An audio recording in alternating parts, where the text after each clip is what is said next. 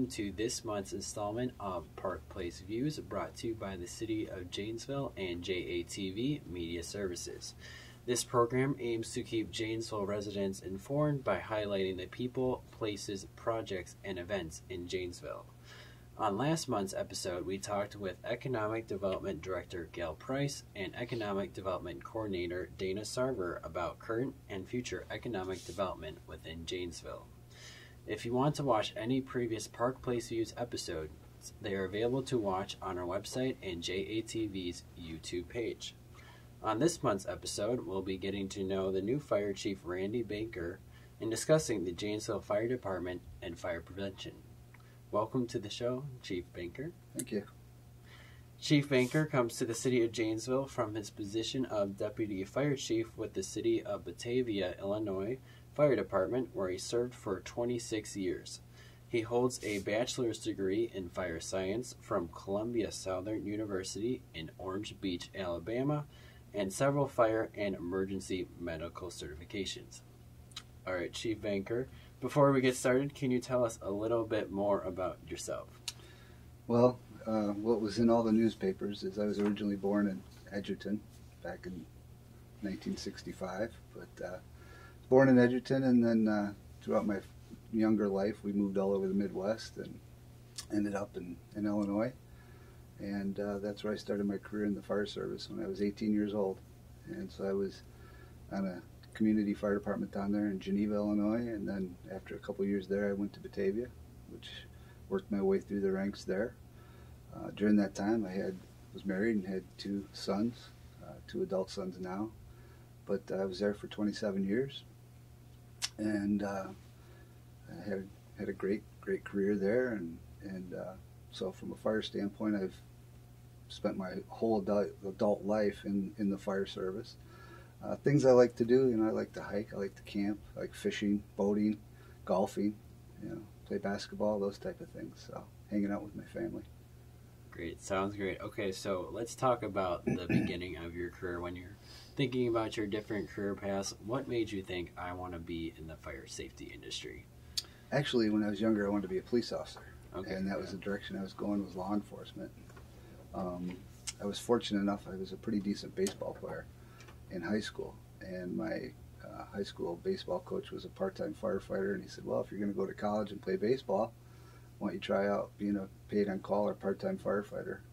So I tried it, and the day I walked in, I fell in love with it. Fell in love with every aspect of it, and just took off from there. Awesome. That's great. Okay, so you've been the chief of the Janesville Fire Department since January 5th, 2016, so just earlier this year. What led you to apply for this fire chief position at Janesville? Well, personally and professionally, I was in the perfect position.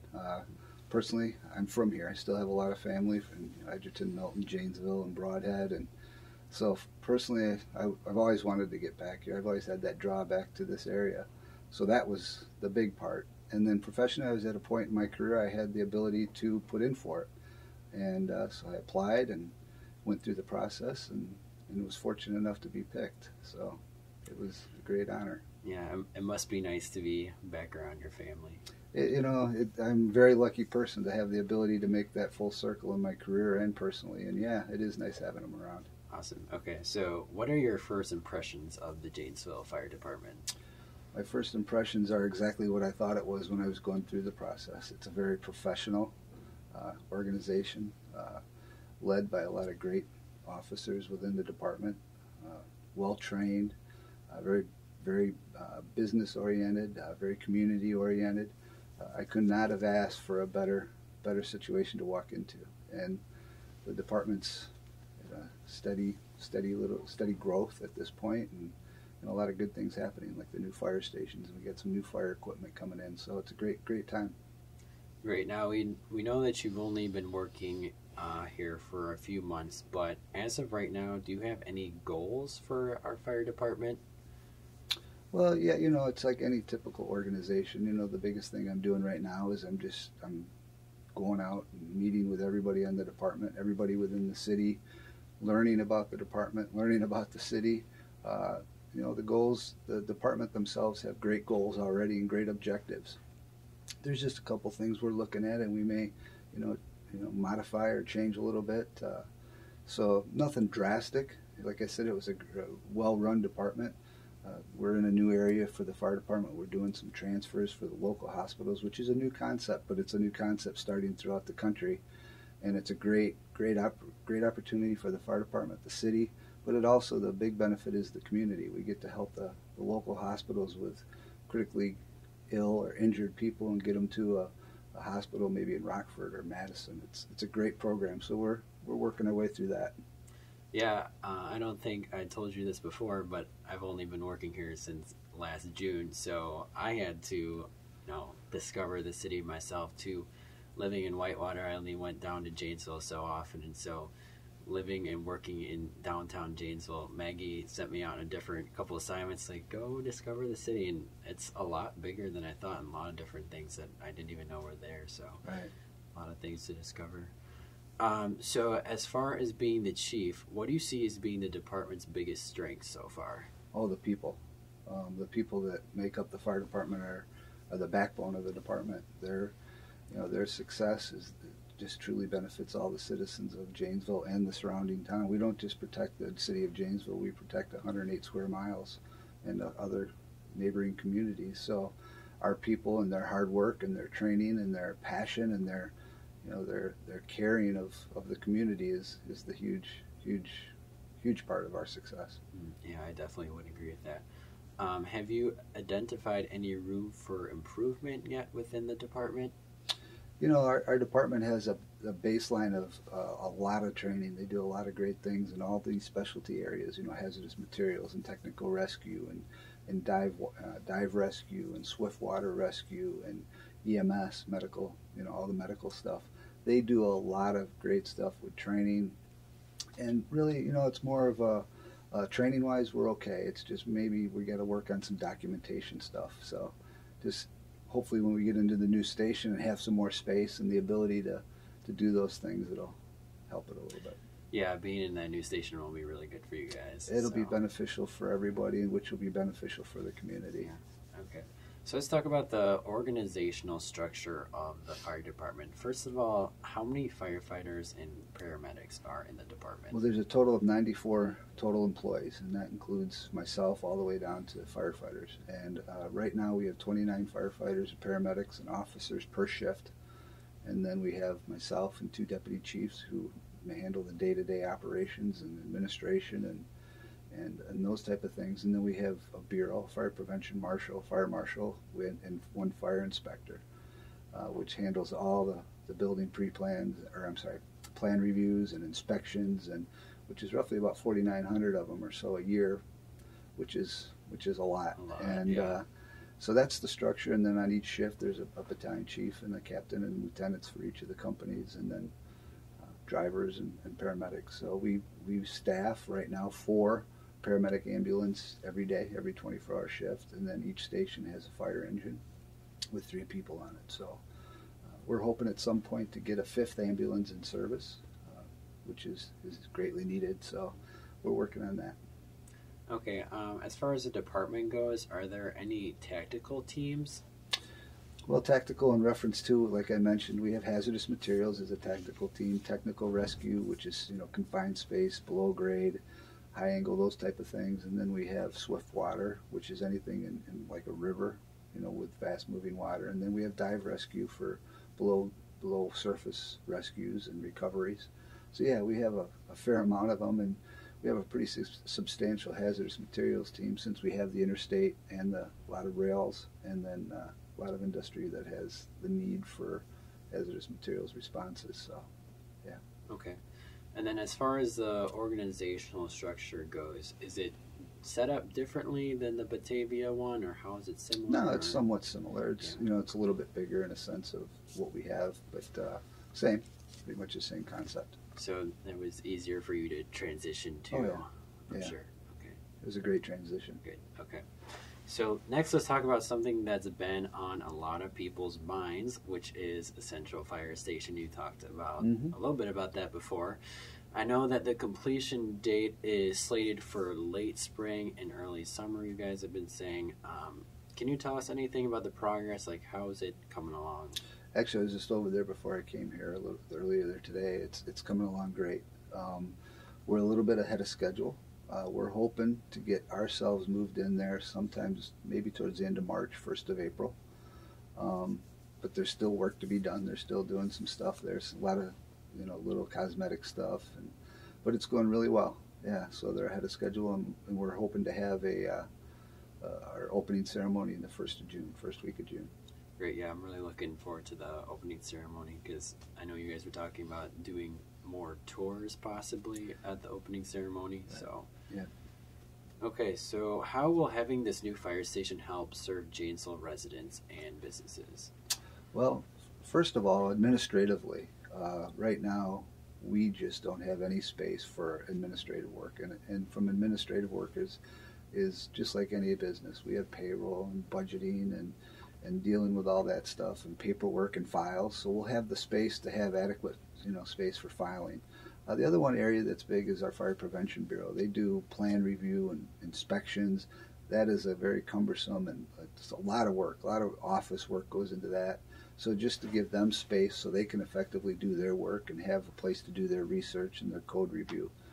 From a standpoint of the firefighters, it's a much healthier and safer facility for them. They're not on top of each other like they are now, and it's like I said, it's just going to be a much more effective for them to get out of the station on the vehicles and out under the calls. The station itself, from a aspect of vehicles, one of the things why we have so many apparatus bays is our reserve vehicles and a lot of our equipment is spread throughout the city, and some of it's not even in fire stations. And for example, when we get very busy, like happened last week, we had a couple days where we were very busy and we have to do callbacks for people to come in, off-duty firefighters. There may not be fire trucks down here because we don't have the space for them. So from an effective and safety and an effective response force, once we get all the reserve equipment down here, it'll be much better for the community and much better for the response times. And so it's going to be a very beneficial thing for everybody. Okay, and then you addressed this a little bit earlier in what you were just saying, but what will having this new station mean to the employees of the fire department? Well, like I said, first of all, it's just a safer place and healthier. They're not, there's better air quality. Where they're at right now, they're on top of each other basically in the bunk room. It's a very small, confined space. It'll give them space to do their work. Right now, the vast majority of our work is computer-based. We have workstations for them to complete their medical reports and their incident reports and their inspections, and it'll just make them a more effective organization. Okay, great. So let's talk about the grand opening ceremony for the new Central Fire Station when that opens up. Do you know what's going to happen with the proceedings of the event? Is there any special guests that are going to come in or different things like that? Well, we're still putting that all together. We've created a committee for the ceremony. And what we're going to do is we're going to do two things. One of the things we're looking at is we want to do a ceremony for the old station. That station served the community for, I believe, almost 60 years or so. A lot of lives were saved and a lot of lives were affected by that fire station. The Janesville Fire Department had 4 line-of-duty deaths through firefighters over the history of the department. And if I recall right, 2 of those line-of-duty deaths responded from that station. That's critical, and we can't forget about those people that gave their lives for the citizens of Janesville. So I think we're going to have a ceremony at the old station to identify the work and what happened with those line-of-duty deaths, plus the building itself. That building was a cornerstone of downtown for many years, so we want to identify that. We want to retire the flag and the flagpole that's there, and so we're going to do that. But at the new station, same thing. We're going to recognize the new facility and the many years of service that it's going to give to the community and the lives that it'll affect. We're also going to have an area within that fire station. We're going to have a recognizing those line-of-duty deaths, and we're going to have a mural on the wall identifying those people that gave the ultimate sacrifice. We're going to recognize the men and women of the Janesville Fire Department. We're going to recognize the citizens that worked with the city for their homes and having to sacrifice their homes so that fire station could be there and benefit the whole community. We're going to identify all the politicians and stakeholders that were involved in that whole process. It was, I believe, a 20-some year process to get where we're at. So a lot of people were involved. And yeah, there may be some special guests and different things identified. And then it'll be a tour of the station, let everybody know where their money is gone. So it'll be a great community event. Wow, so lots of great things come along with that. Wow, I'm really looking forward to that. Okay, so let's transition into fire safety here. As we turn the corner into spring, what are some important fire prevention activities that residents should be taking care of at this time of year? Right. Well, anything, whether it's spring, any time of year, the big message we have is smoke detectors. In the region, in Wisconsin, in northern Illinois, in the last month or so, there's been a handful of fire fatalities in homes. Some children were lost and some adults were lost, and we cannot emphasize enough the importance of smoke detectors in your home. At minimum, there should be a smoke detector on every level of the house, but we also recommend every bedroom. The more the better. We want you to have as early warning in the event of a fire, and a great example of that is we had a fire about a couple weeks ago over on South Locust, and the family had smoke detectors in there, and I believe there was 14 occupants in the home, and they all got out unharmed. And that's a perfect example of what they can do. They can save your lives. So smoke detectors are critical. Make sure they're new, if they're not new, purchase new ones, or make sure the batteries are changed. CO detectors, carbon monoxide detectors, are important. That's another critical thing in the heating months, is making sure that you have a carbon monoxide detector in your home. It's not always fire that kills you, it's smoke or CO that can be damaging, so we want to make sure those things. We also talk about, from a prevention standpoint, making sure your furnaces, your HVAC and your furnaces are checked on a regular basis. Make sure they're clean. Make sure you have clean filters in them, and have them checked by a service person. The other thing is we teach it at schools, but we want you to practice fire drills at your home. Whether you live in a house, whether you live in an apartment building or a condo or townhome, you should practice fire drills with your family. Where are you going to be? How are you going to get out of the house? If you don't have an exit, do you have a portable ladder that you can hang out the window to get out of a second floor or third floor window, or if you're in a higher level? How are you going to get out? Where are you going to meet? From another fire safety is, if you have a problem in your house, we don't want you calling for the fire department 911 from inside the home. Get out of the home, exit the home, and then call from the front yard or the neighbors. The biggest thing is just get out of the structure. The other thing, some other things we push big at the fire department, it's not always just fire prevention, it's seatbelts. Make sure you wear your seatbelts. Make sure your kids have child safety, the seats. We do a monthly program, actually I believe it's tomorrow. Mm-hmm. We're doing the safety seat checks and installations, so we do those. Those are very critical. We see so many car accidents on a daily basis that seatbelts and car seats save lives and prevent injuries. So those are some of the critical ones we look at. Cool. So lots of great information there. So I've heard of the address challenge before. What does the fire department mean when they urge residents to take the address challenge? The number one thing we want to do is get to wherever you are in the time of an emergency as fast as we can. But sometimes we have situations where the house or the business or the apartment building or it doesn't have an address. It's not labeled with a numerical number on the building, so we can identify which building it is. We do have a CAD system within a computer-aided dispatch system. It helps us sometimes, depending on where we're at, depending on connectivity with the Wi-Fi and different things. It may not get us to the exact location, so we need, on your home or your place of residence or wherever you want to call it, we need an address so we can identify the location quickly. So what we tell people is, go out to the street, and I tell people, do it at night. Go out to the street at night and look at your house and see if you can identify the address. Can you see the numbers on the house? If you can't, then we're not going to be able to. So we want people to make sure they have their address well marked on the home. It should be in a contrasting color. So if your house is white, maybe a black lettering. Minimum of 4 inches in height, so they stand out in a well visible spot, usually by the front door. So it's just making sure that you can see your address. If you can see it, hopefully we'll be able to see it. Okay, great. So I know that there are not any job openings within the fire department organization currently, but if someone is interested in a career in fire service, where would they start? Well, that's a great question. Presently, we've had some retirement, so we are in the process of hiring 3 full-time firefighters at this point. But to get into that position, one of the things we're in the process of developing it this week. I've been dealing with the school board. Is we're going to start hopefully in the 2017 school year, a fire service curriculum at the high schools. So kids could be in a classroom setting, in a high school setting, and take fire service, fire science courses that would lead into maybe a vocational college like a Black Hawk Tech, and then you could advance your career from an educational standpoint from high school to community college, get the certifications, get your EMT and your paramedic requirements that you need. And then, we always recommend people, as young people, if you're trying to get on a place, get on a volunteer fire department, get on a part-time fire department.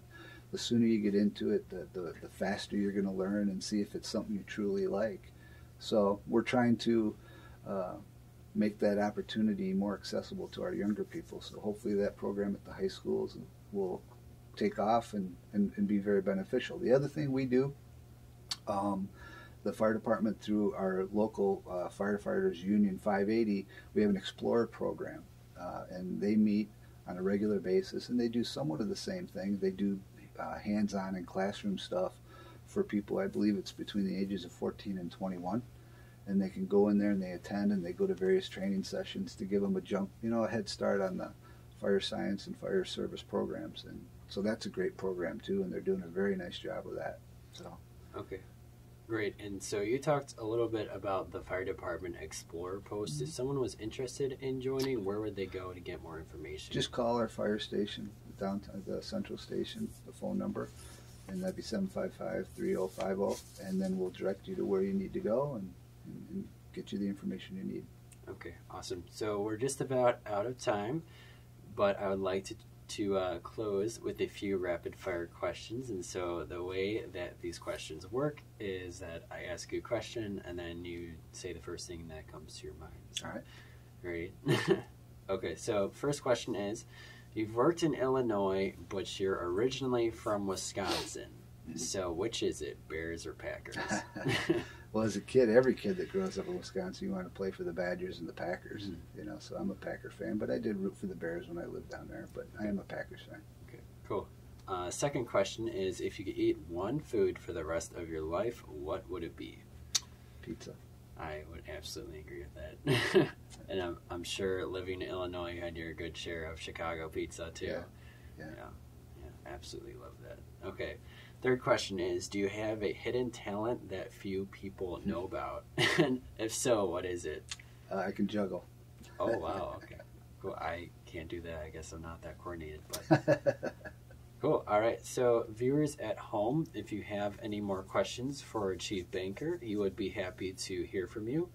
His contact information is listed on your screen, and you can always find it on our website. Thank you, Chief Banker, for letting our viewers to get to know you and become more familiar with the Janesville Fire Department. Next month, we'll be talking to Public Works about the 2016 construction and street rehabilitation projects. In addition to tuning into this program on a monthly basis, there are a variety of ways you can stay connected to us. You can follow us on Facebook or Twitter. You can receive emails with our press releases and other important information. And you can also get emergency alerts through Nixle from the Janesville Police Department. For Park Place Views and the City of Janesville, I'm Andrew Eppen. Thank you for tuning in, and we hope to see you again next month.